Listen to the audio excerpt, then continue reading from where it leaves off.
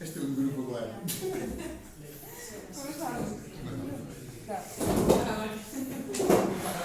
Que vamos mal, vamos mal. América, que está en función. El horror. Muy bien. 3, 5, 5, 6, 3. 5, 5, 6, 7. Para visitar las calles. Raquel. Sí.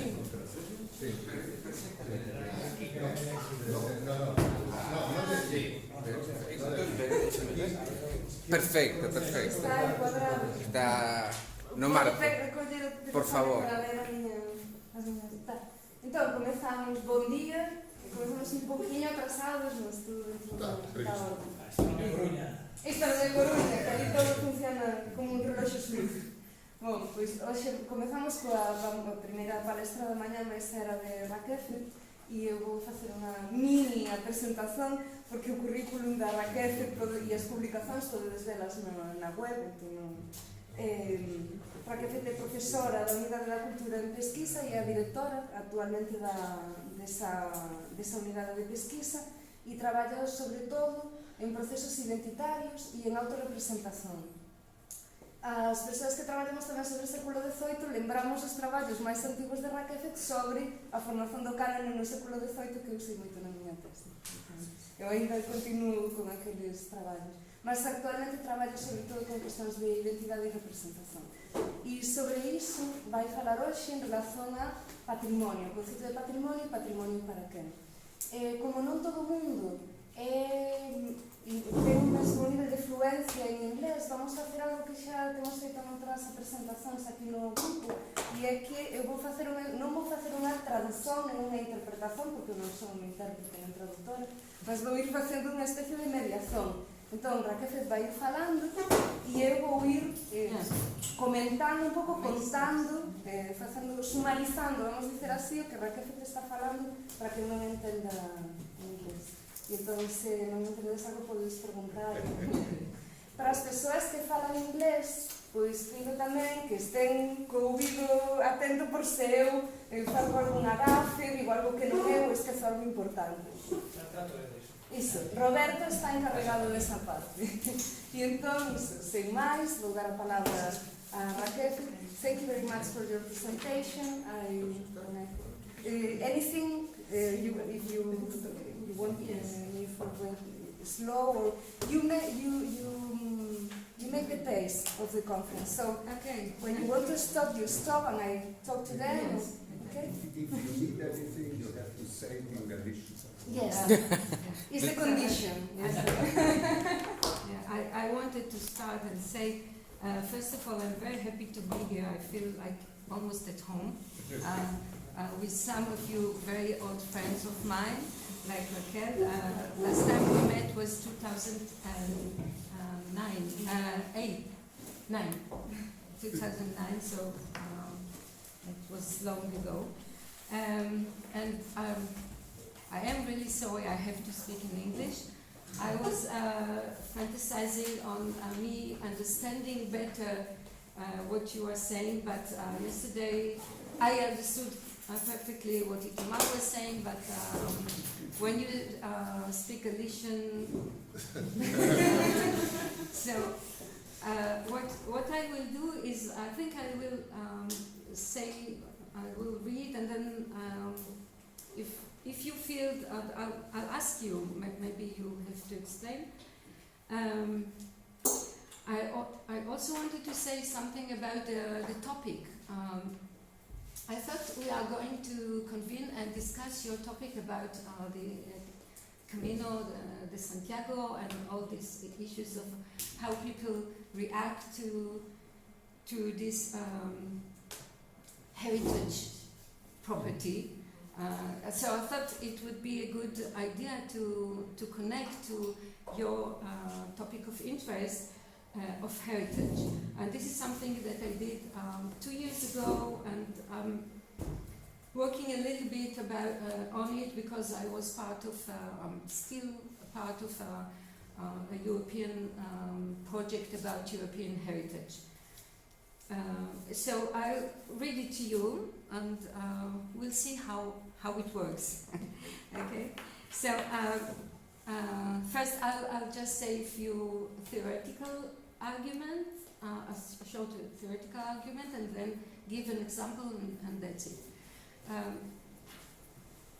So about heritage, we often tend to think of heritage as representing social identities. That's the whole idea. The problem is that the notion of identity, heritage, entails is usually too static and unified. Heritage is, after all, the outcome of canon formation, that is the consecration of certain material or intellectual properties and their preservation as enduring emblems of social identities, of a group identity.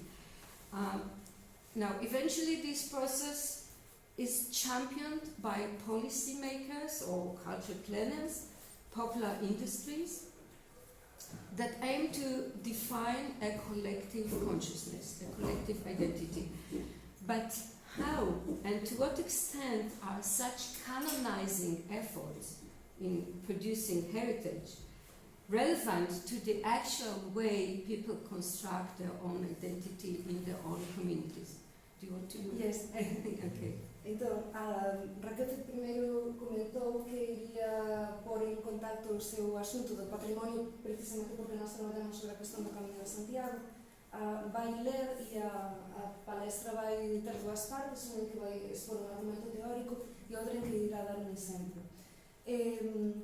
Costuma-se entender que o património representa identidades, só que a pergunta que Rakefet se está fazendo, bom, primeiro faz um questionamento que é que esse conceito de identidade é muito estático e unificado como um bloco, e pergunta-se até que ponto essas identidades representam hoje a realidade social.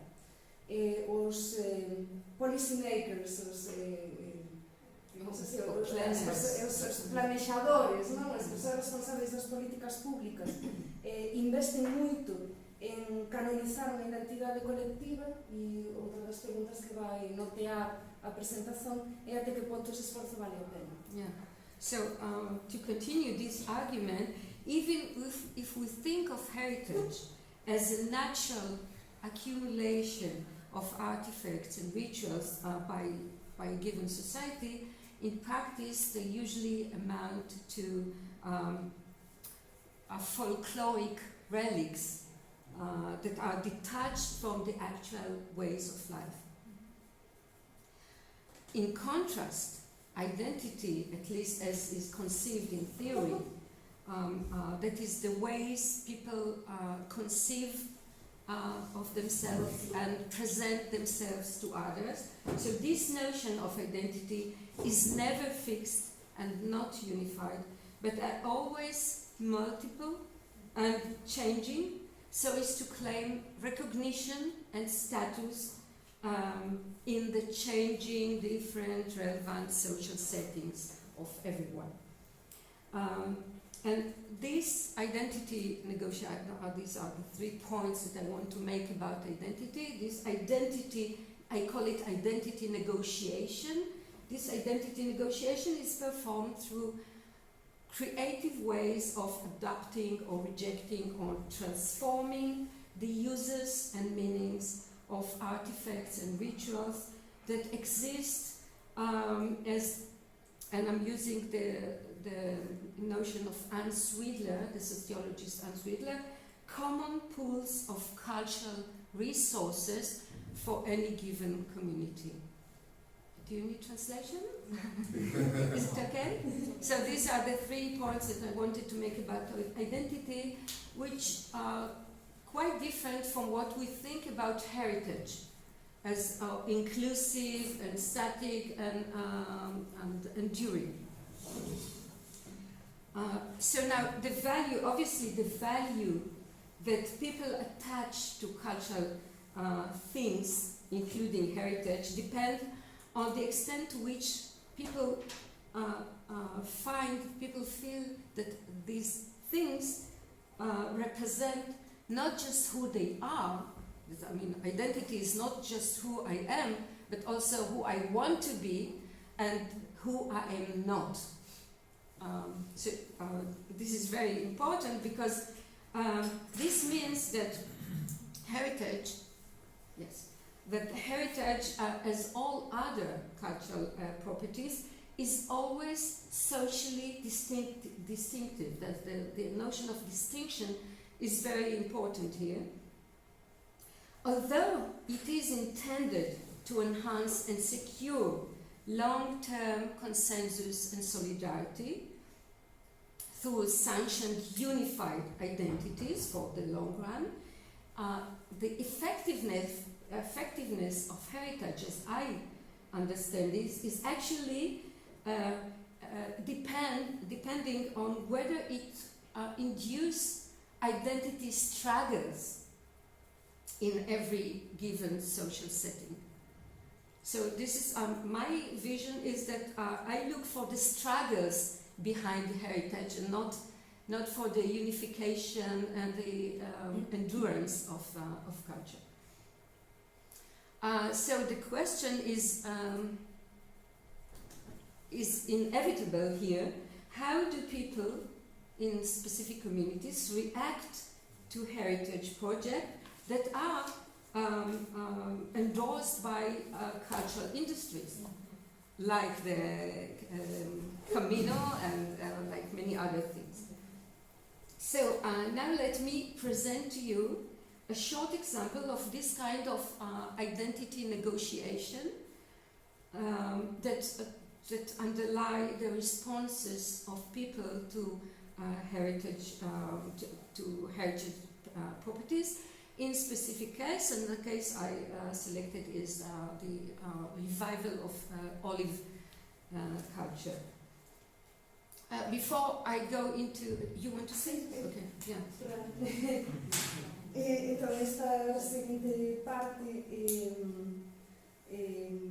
Rakefet comentou que mesmo nos estudos, mesmo se entendemos que às vezes o património pode ser acúmulo máis ou menos natural de elementos, non deixa de ser xeralmente reliquias folclóricas que están desapegadas ou desconectadas da sociedade contemporánea.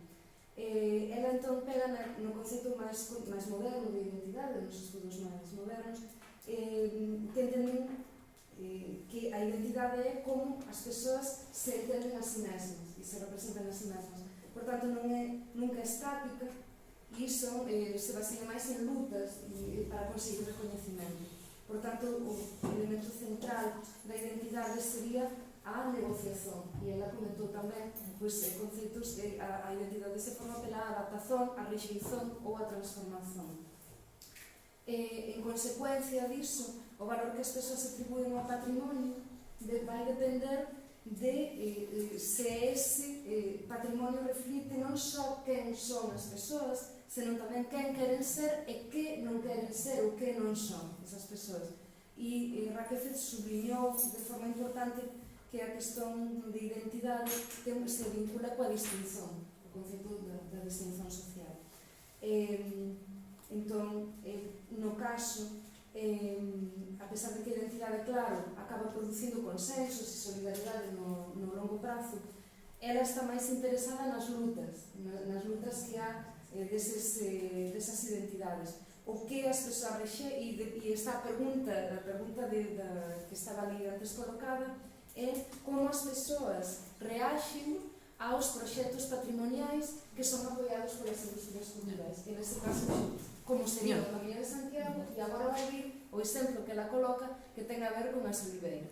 And now when I listen to myself and see it written, I think I should rephrase it and ask how people actually use heritage properties to construct their own identity in very different ways. Okay.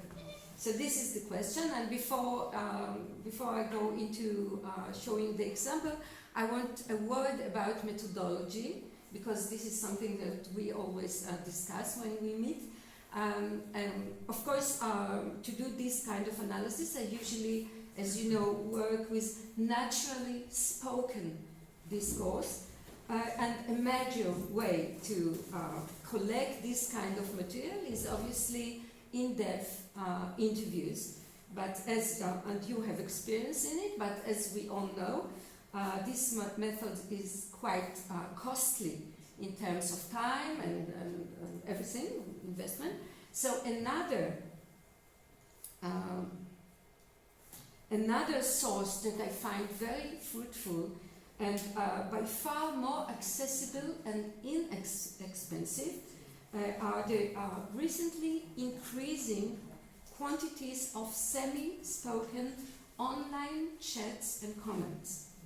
You know this habit of commenting on the internet. At least in Israel, this online commenting to internet, to reports in the internet has become a highly intensive practice that serves a major channel for a popular non-official discourse. Even without face-to-face interaction, the comments are usually very personal and very emotional, and even if some of them are deliberate provocations, there are huge amounts, I'm discussing hundreds and thousands of sometimes of comments, still reflect what Swidler calls the common pool of ways to feel and things to be said that people mobilize in reacting to issues of public concern. You want to translate it? Semi-spoken. I would like to know how you say semi-spoken. Semi-spoken. It's something between written and it's written, but the nature of the thing is Vou inventar algo. Então, quanto ao método de pesquisa, Rakefet trabalha con entrevistas en profundidade, que é unha questão que xa comentamos cando estive aquí outras veces, non? Que di que, claro, as entrevistas en profundidade é o discurso naturalmente falado, non? A definición de Cameron é unha metodoloxía que é custosa en moitos sentidos. Nós sabemos isto tamén porque temos traballado con ese método. Entón, é custosa en termos de tempo e en termos de recursos. Entón, ela comenta que os comentarios online aos xornais se converten nunha fonte moito máis accesible de recursos para conseguir aprender ese discurso semifalado. Vamos dizer semifalado. Entón, porque é un grande repertorio común de cousas que poden ser ditas e cousas que poden ser pensadas. De alguna forma é unha fonte que recolle o senso común, porque as persoas, cando escreven ali nos comentarios do xornal, son emotivas e falan as cousas que pensan, que poden ser ditas. Entón, ela di que, claro, falamos de centos e de millares de textos que son colectáveis, vamos dizer así, online, que é un recurso importante, ¿no? para chegar a ese discurso natural. So much about methodology, and now to the example. So to get the glimpse, just a glimpse of this complexity of identity discourse that arises from these comments, online comments, let us have now a quick glance at how people respond to heritage projects in Israel. And there are many, many examples, and when I thought about selecting one, I thought that the so-called revival of the olive culture in rural setting would be perfect. So just a short introduction to this olive culture in Israel. You have, I know you have your own olive culture. Olive trees and their products have long been a prominent agricultural sector across the Mediterranean basin. Although its economic prevalence in economic terms had declined in the previous centuries, today it is strongly promoted again and regaining cultural and economic value in most of the Mediterranean countries. Now, although it has been recognized as a traditional icon of Mediterranean, all Mediterranean cultures, including Spain, mainly in Andalusia, but I think here too, and also non-Mediterranean cultures such as Portuguese. Its most ancient roots, and I'm not exaggerating here, are located in the Levant and specifically in the area that is known as Israel and Palestine. In this region, it has been dubbed canonical. It is made canonical through ancient scripts and rituals, thousands of years back, together with other mythological components of ancient Hebrew pastoral cultures such as herding and vineyards and so on. Yet as loaded with symbolic value as these agricultural traditions are, they have never really gained prevalence in the modern Israeli Jewish economy, in the last 100 years, as they have been perpetually so for ages in the native Arab economy. And yet, recently, they regain attention as part of the rising trend of ecological farming, ecological agriculture that prospers with the development of rural tourism. That's so much for... another thing is that this trend is obviously championed by official bodies such as we have the Israel Olive Board and the Galilee Development Authority, all of which work together with local municipalities to promote agricultural and touristic attractions. Notably, they have a yearly olive festival in November and many other local activities. A boost to this trend in Israel was given by the participation of Israel in 2008 in the Mediterranean Route of the Olive Tree, which is an international or pan-Mediterranean organization that is supported by UNESCO and the European Council. You want to translate? Sí, pero já como leio. Então, vamos começar agora com o dicendo. Então, é a questão da oliveira. E é o que ela fala de uma espécie de revival do cultivo da oliveira em Israel.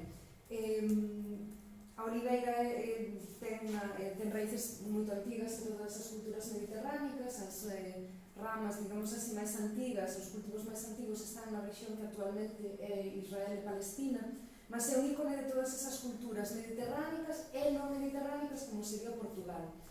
De todas as formas, esse setor agrícola no Israel moderno nunca teve grande relevancia económica, non era muito importante, mas sim do ponto de vista simbólico, e está historicamente ligado a rituais, a textos e a mitologias hebraicas varias.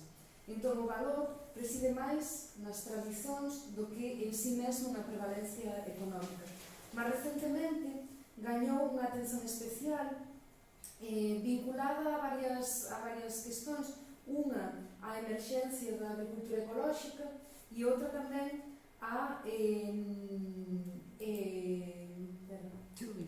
ao turismo. A agricultura ecolóxica e o turismo. De facto, é apoiado por axencias oficiais, están aí, os logos e demais, e houve unha maior importancia desta tendencia desta moda da oliveira a partir da participación en 2008 de Israel na Rota da Oliveira, que é unha rota cultural apoiada pela UNESCO. Okay. However, despite the declared intention, the declared goal of this reviving heritage project to promote solidarity and to promote a shared local culture, as it were, in practice, this policy that encourages the olive industry in Israel stimulates competition and a struggle over land resources, in which, sadly enough, Jewish population is usually privileged over the Arab population. Now, the material I want to discuss here a little bit are readers' comments to two different online semi-cultural reports that are reports in a vacation supplement in one of the largest online newspaper in Israel, Ynet. One report is from 2002 and the other is from 2013. And these reports deal with the burgeoning businesses that run by Jewish farmers, mostly in the Galilee. Now, the reports survey the facilities and leisure activities that farmers offer in addition to selling oils. For instance, olive harvesting, this is the girl that picks the olive. Olive press tours, and natural olive cosmetics, and of course many local festivities. Now the comments to these reports induce intense, sometimes very aggressive discussions where a conflict is constantly built between the commenters, the different commenters, around some major issues that are usually at stake in the Israeli identity discourse. I want to make a point here and say that in my analysis, I do not take at face value the content of the comments. Whether what they say is right or wrong, I mean, it's not my business. I look at all this exchange as a vital platform for creating distinctions and making boundaries between, symbolic boundaries between the commenters, the different commenters, along some crucial moral coordinates. And this is what I want to show here. You want to say? Então, a pesar de que os objetivos declarados desta promoción do cultivo da oliveira son a solidariedade e a partilha da economía local, o que se encontra na realidade é unha luta pola terra e pelos recursos e unha concorrencia que se establece entre as persoas. E Rakefet salientou que, levando en conta tamén que existe un privilexio na posse da terra dos xudeus sobre os árabes nesta rexión. O corpus que vai utilizar procede dun suplemento de ferias de un dos principais xornais israelenses online e pega dúas reportaxes, unha de 2002 e outra de 2013. Esas reportaxes focan en agricultores xudeus, que son aqueles que aparecen nas fotiños. Se explica nas reportaxes as actividades que desenvolven alén da venda de aceite, como cosméticos baseados na aceitona ou no aceite, festivais, a coleta da aceitona, etc. Entón, ela estuda o conflito que se produce entre os comentadores sobre a identidade israelense. E ela subliñou que non entra, digamos, no valor no mérito de se as opinións son certas ou erradas. O que a ela lle interesa non é dirimir iso, senón encontrar os límites simbólicos e tamén os referentes morais que se van estabelecendo aí na discusión entre os diferentes comentadores. Okay. So there is There's a mistake here.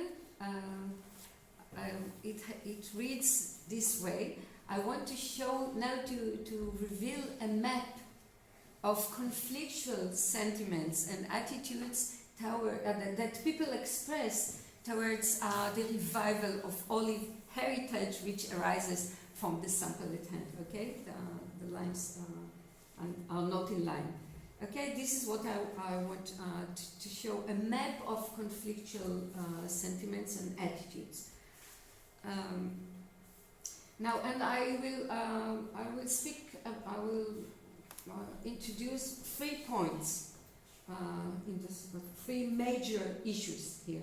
One is, surprisingly or not, what the commenters are mostly concerned about, by far more than national sentiments, is presenting themselves as knowledgeable and sophisticated people. This is the most important thing for all the commenters. A major dimension that of the conflict between the commenters is questioning the very authenticity of this olive heritage industry that prospers now. Now, few commenters do respond positively and react to this message and romanticize about the reviving, and here is a quote, methods of old times, with people living as once used to be, with a well, a herd, buildings of ancient times, and so on. However, many other commenters make a point of totally refuting this nostalgia and treat it as utterly profit-driven and pretentious.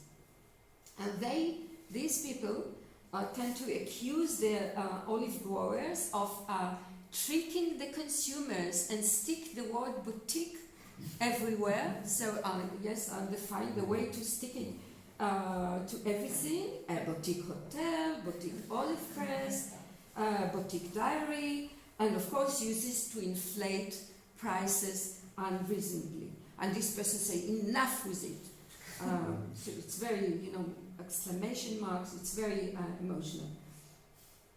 Now obviously, by unveiling, so to speak, revealing the other's naivete or deceptiveness, these commenters, the speakers, strive to demonstrate their own perceptiveness and higher integrity and moral awareness of what is going on. Now, in contrast to this skepticism, yet other commenters elaborate very seriously about the expert knowledge and skills that is invested in the olive industry, and take it as an opportunity to demonstrate their own connoisseurship and knowledgeability. These kind of commenters often expand on knowledgeable explanations, and they often give references where they take it from. For instance, this kind of, this person says, writes, olive press means breaking and crushing. Crushing and pressing of olives is done with a stone, a special stone, named a crushing stone. And he adds that references are from the Bible. Crushing stone. A crushing stone. Yeah, I mean, that's the translation. Of course, everything is in Hebrew, and the translation is mine. Another way of exhibiting expertness is discussing health issues. Yes.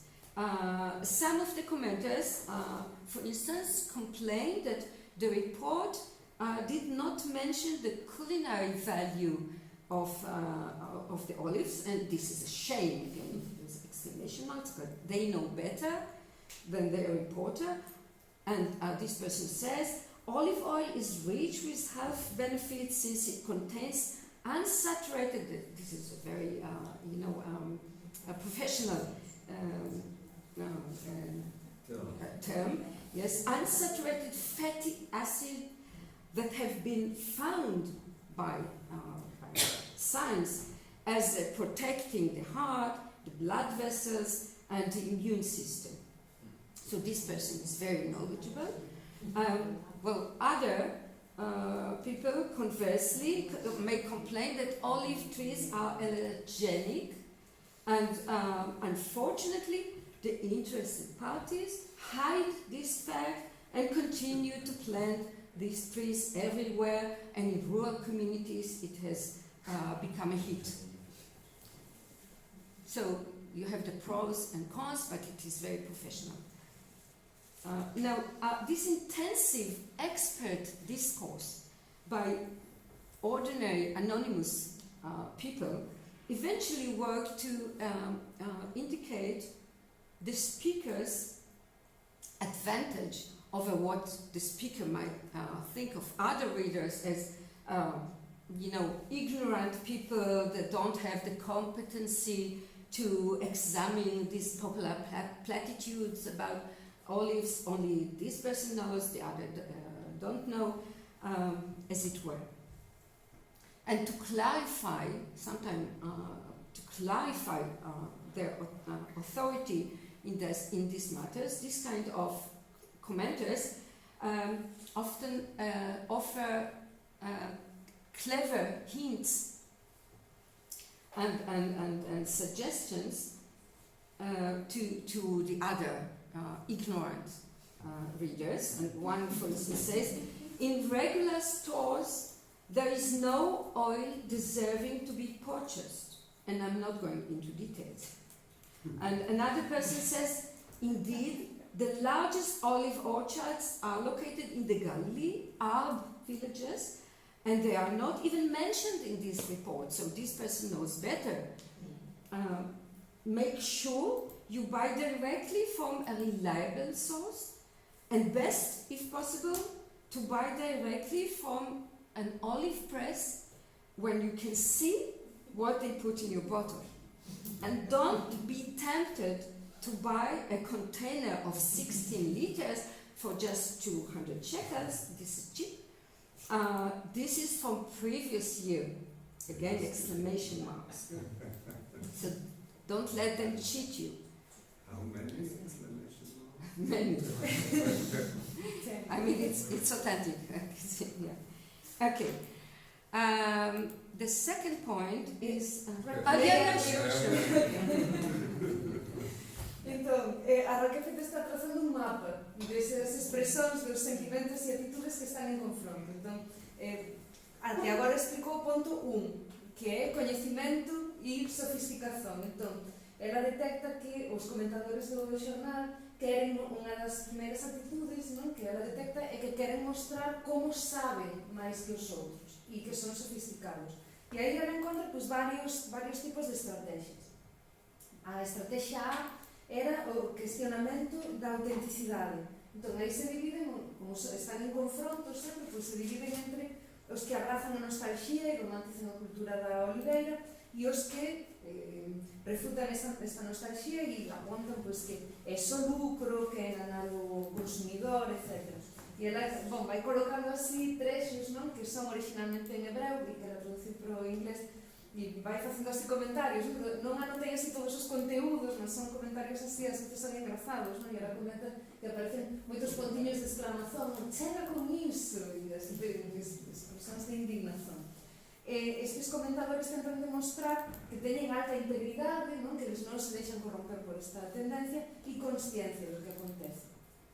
O B coloca como exhiben coñecementos e inclusive dan referencias e fontes, non? Colocaba por exemplo, que descreve todo o proceso que é o aceite se faz esmagando a aceitona e o oso e non sei que, e cita pues, que as fontes están na Biblia.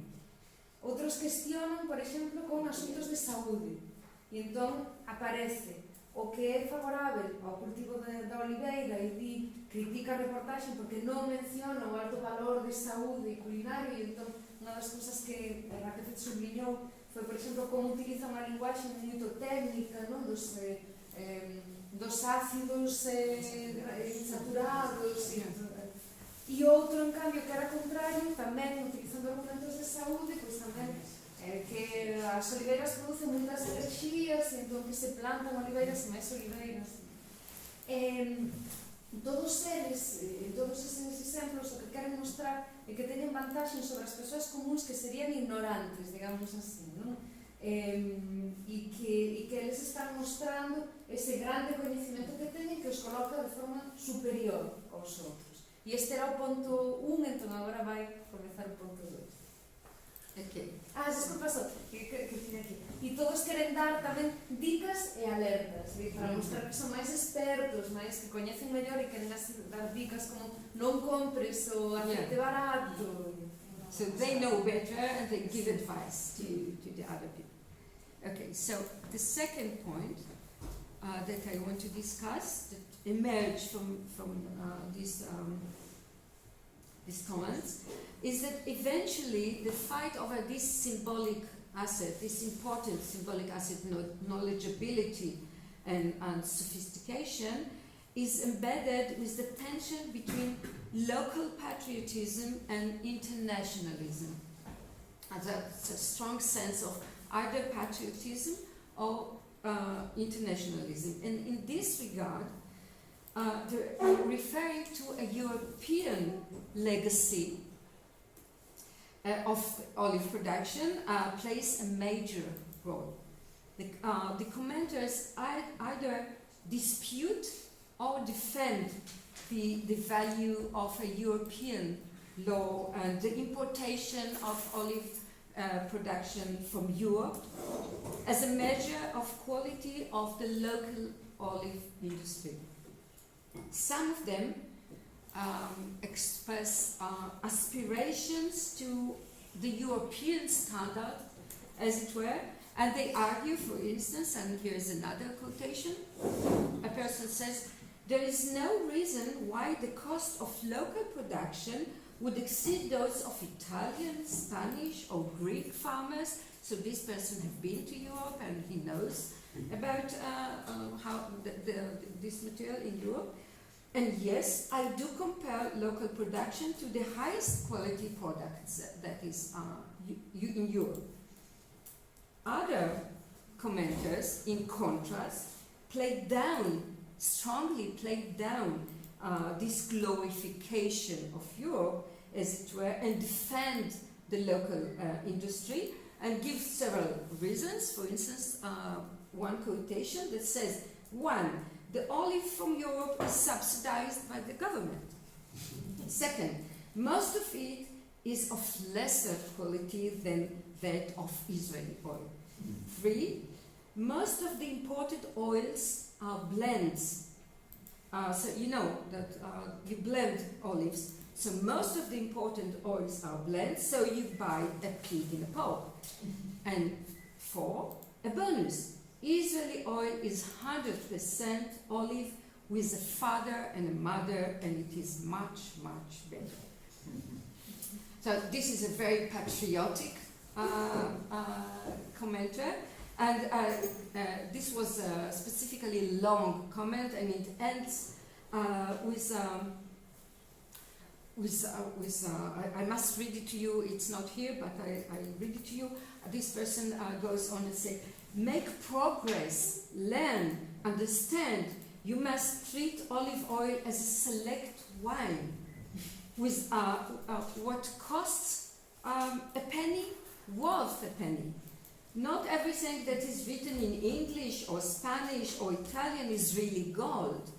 And the truth is that in Europe they also deceive the consumers.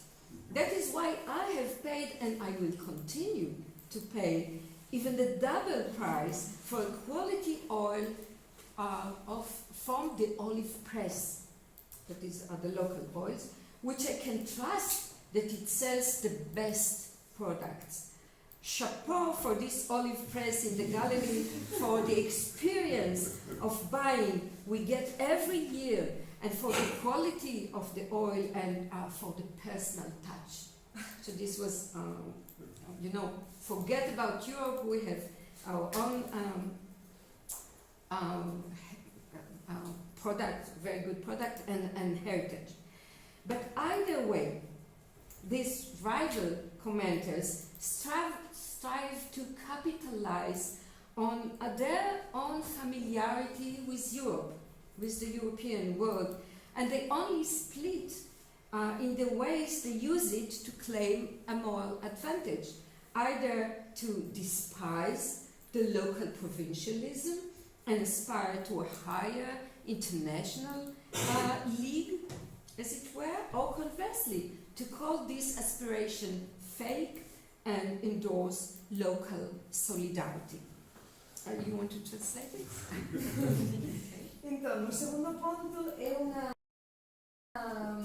discussão entre o patriotismo local e o internacionalismo. Utiliza-se muito o legado europeu como medida de qualidade. Então, e há também uma disputa sobre o valor que teria esse legado europeu. É relevante ou não é relevante a comparação com a Europa?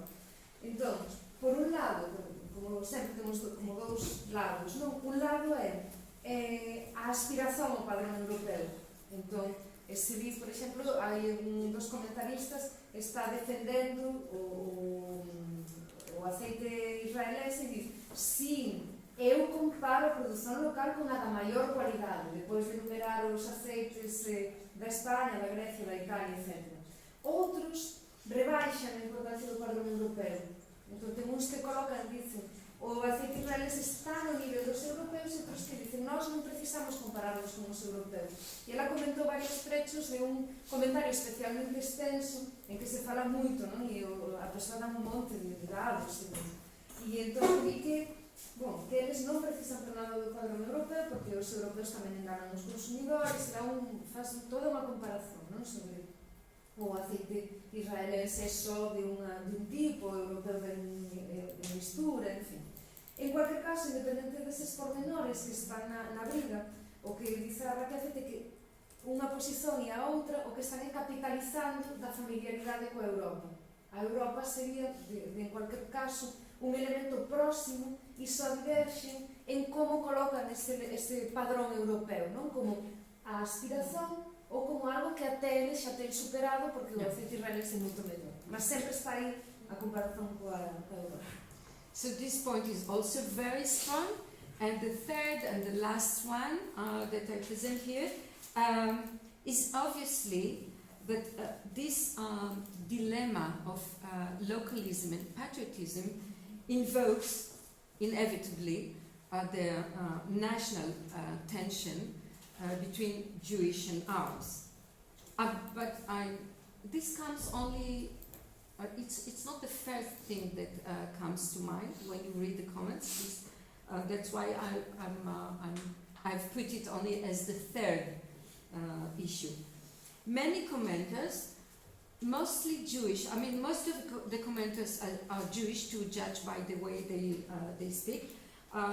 So many of them, sometimes also Arabs, but many Jewish commenters resent the fact that the Arab traditions and the Arab businesses are overlooked by these reports, and they argue that Arab presence in the olive industry in Israel is overridden, not only in quantities, but also in quality and longevity, as well as the commercial ethics.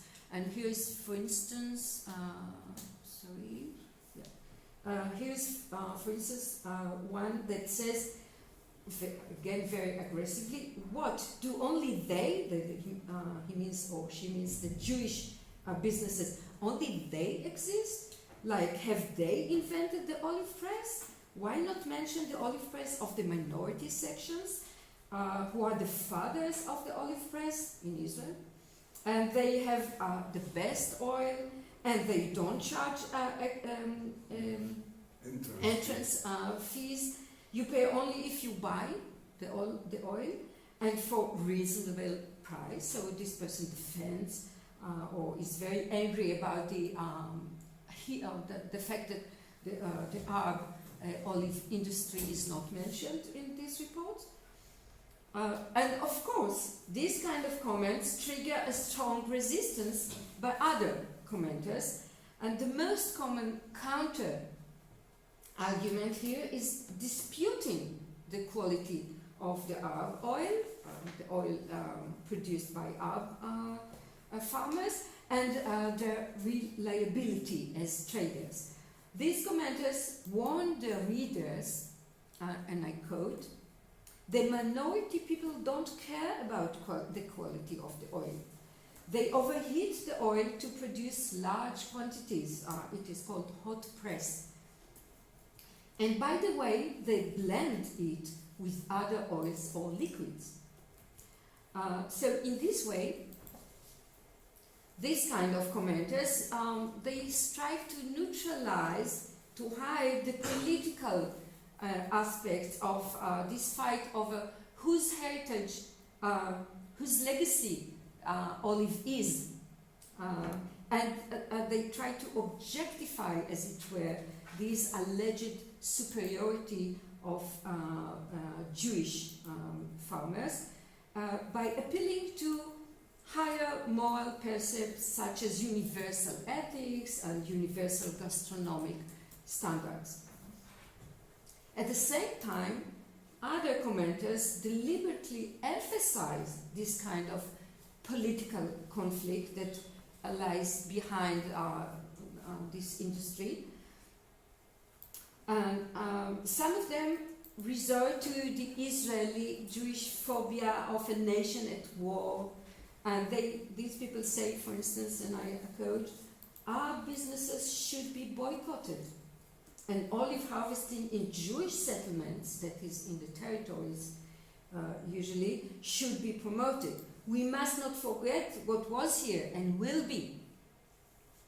Enough with this bluff of coexistence." And of course, other, conversely, call for using this common heritage as a leverage for tolerance and coexistence. And we have all these voices in these comments. And this, for instance, another example for this kind of comments is the following. This person says, "I recommend to try and go to one of these Arab villages. We were there last year," this is very personal, "and received wonderful hospitality and fascinating explanations about the ancient olive trees." There's a real fight about how ancient these olive trees are, and some argue that they are 2,000 years old, some olive trees, huge olive trees in Israel. So this preliminary map of conflictual sentiments and attitudes that people express for this revival of their olive heritage in Israel, this discourse reflects the symbolic profits that people expect to gain from taking a position on these matters in representing who they are and how they are better than others. I found it interesting that this antagonism, this really strong antagonism that is inflamed in this case, is mostly between different Jewish commenters. So this fact point to the internal identity struggle in the Israeli Jewish population. But of course, this is only one part of the picture, and because I studied this kind of online commenting, and it must be complemented by information from Israeli and Palestinian non-Jewish communities. You want to say something? Okay, and I'll just make a summary.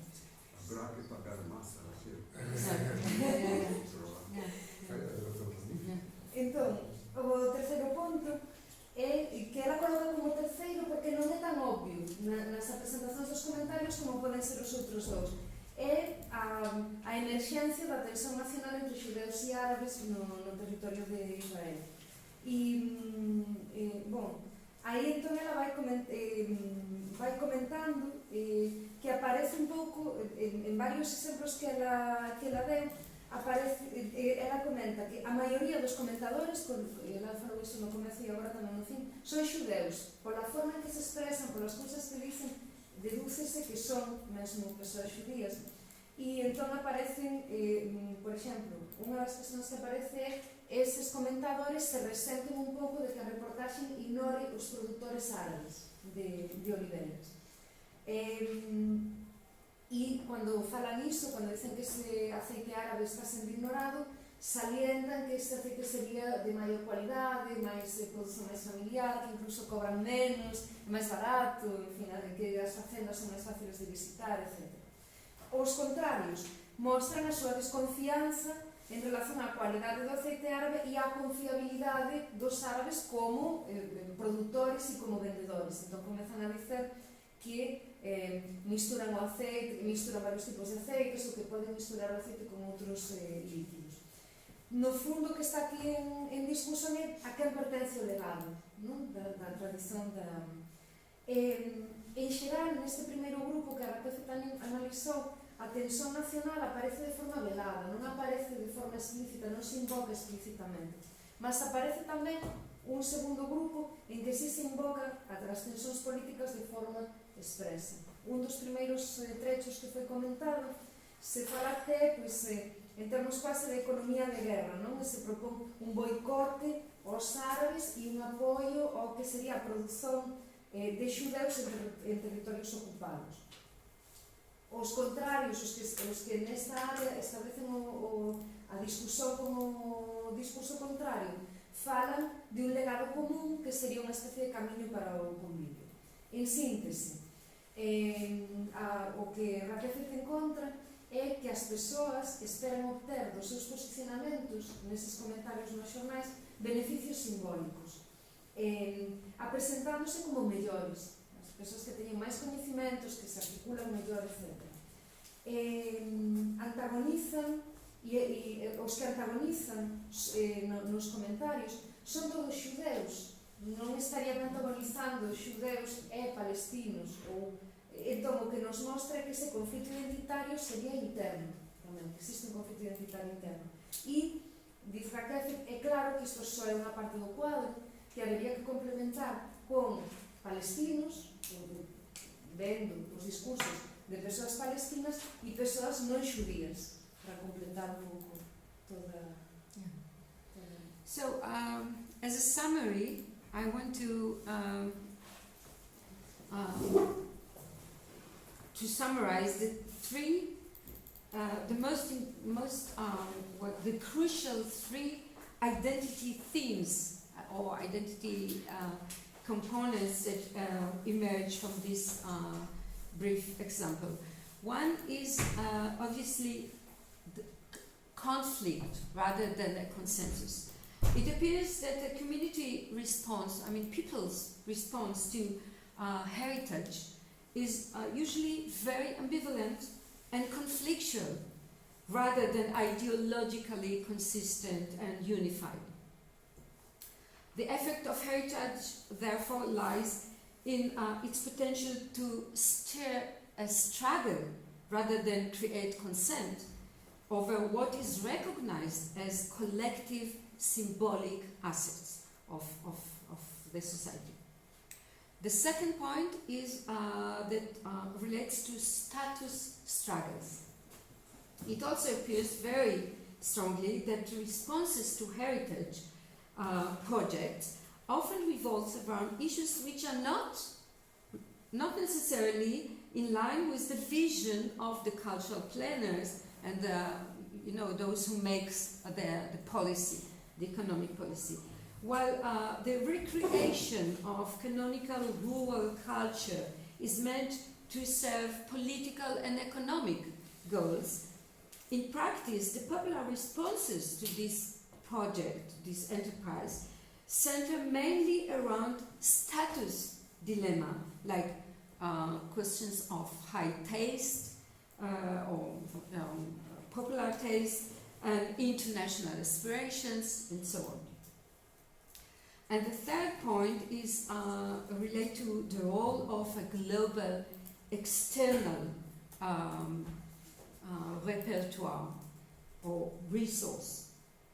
In this case, a taste for things European appears as much more relevant for the local industry, for the image of the local industry than home traditions, than ancient home traditions, precisely in that it reinforces and enable people to debate and struggle about the status and ownership of the indigenous resources.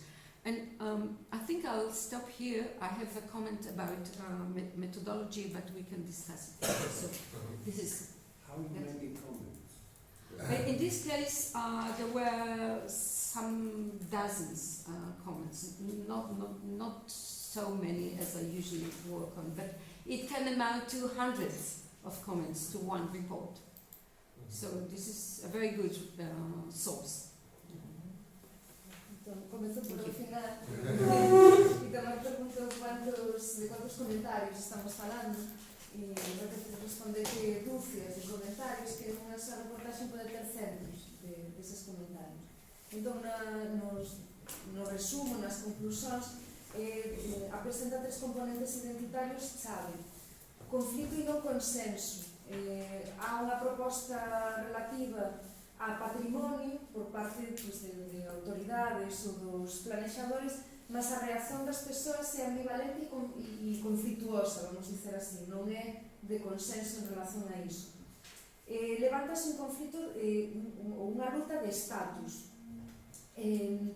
Os planejadores ou os autores das políticas públicas teñen os seus obxectivos, serven obxectivos económicos e políticos con algo que pode parecer máis ou menos neutro, non sei, mas iso acaba levantando discusións polo status e que teñen a ver, por exemplo, con o dilema sobre quen ten mellor gosto, as aspiracións de internacionalización que cada persoa mostra, etc.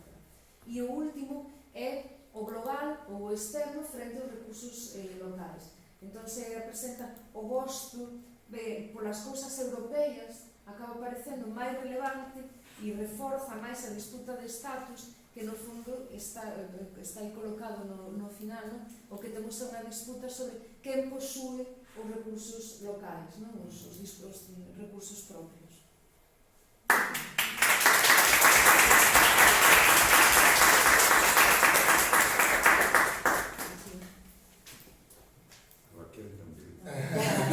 Rakefet Sela-Sheffy. Very similar.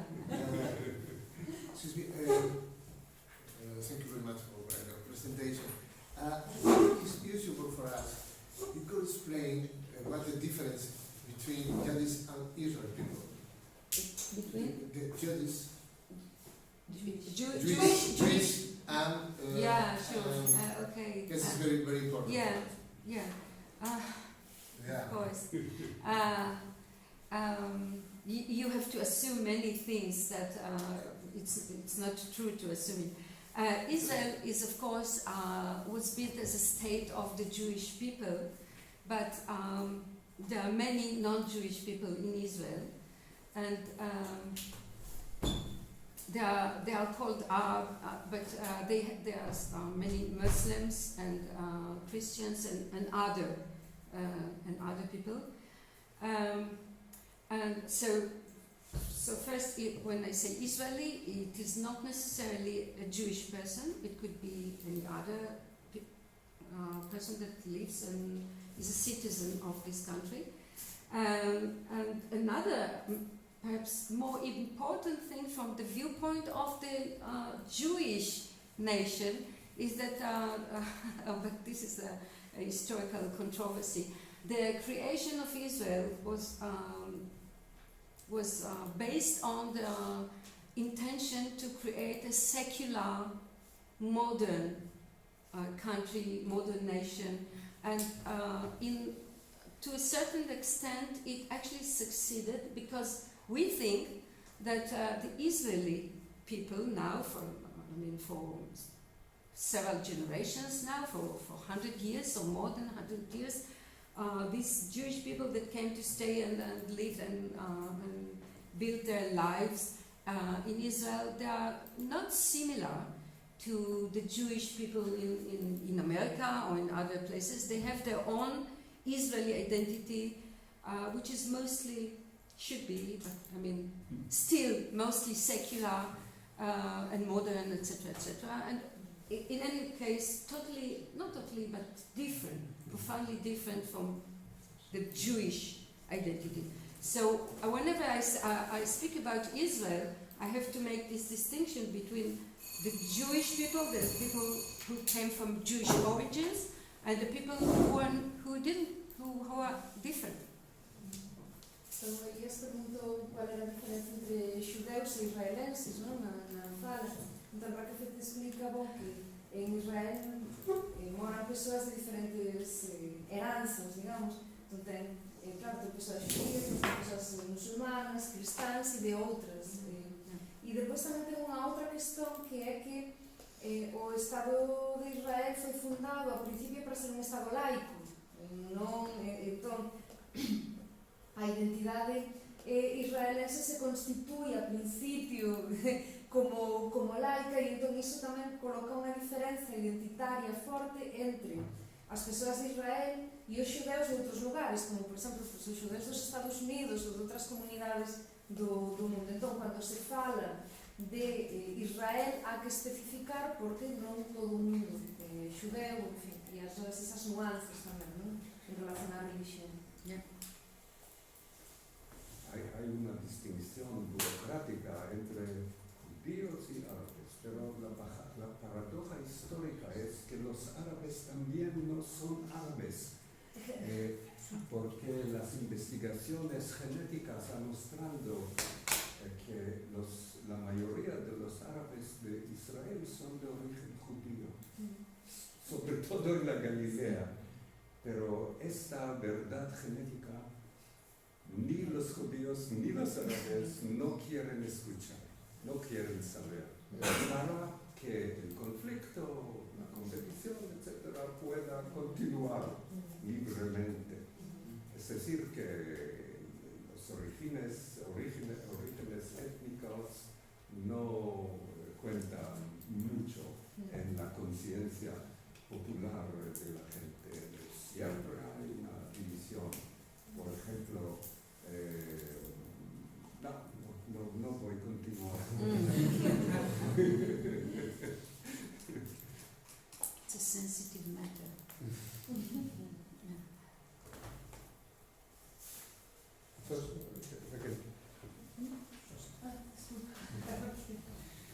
Thank you very much, Rakefet, for this paper. I find it truly very interesting. I would like to ask you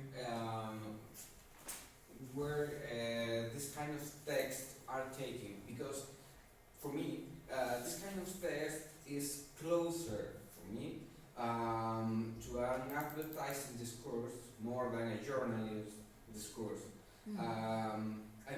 This kind of discourse is not innocent. It's like a lobby, an enterprise lobby, a brand lobby, the olive oil sellers,